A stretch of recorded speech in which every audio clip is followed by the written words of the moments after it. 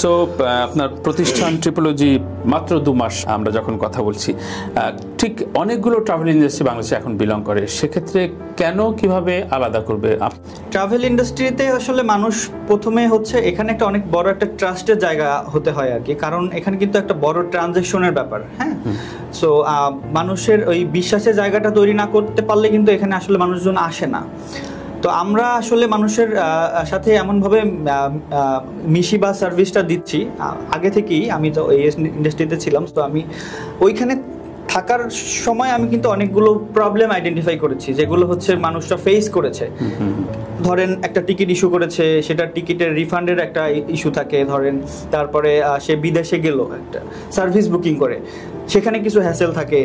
তো এই সব যে আমার যে 8 বছরের যে কেরিয়ার যেটা, সেটাতে কিন্তু আমি অনেক কিছু শিখেছি এই প্রবলেমগুলো থেকে, যেগুলো হচ্ছে আমি এখন সলভ করতে চাই।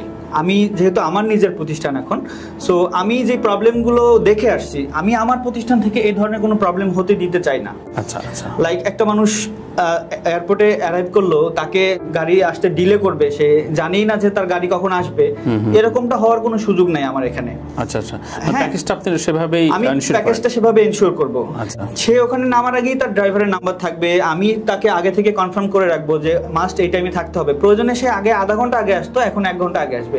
এটার জন্য সাপ্লিমেন্ট দেওয়া লাগলে আমি সেটা দিব। আচ্ছা, কাস্টমার এটা দিতে প্রস্তুত আছে, কিন্তু আমরা আসলে এটা অর্গানাইজ করতে পারতেছি না। এখন আমরা এই অর্গানাইজেশনে যাচ্ছি আর কি।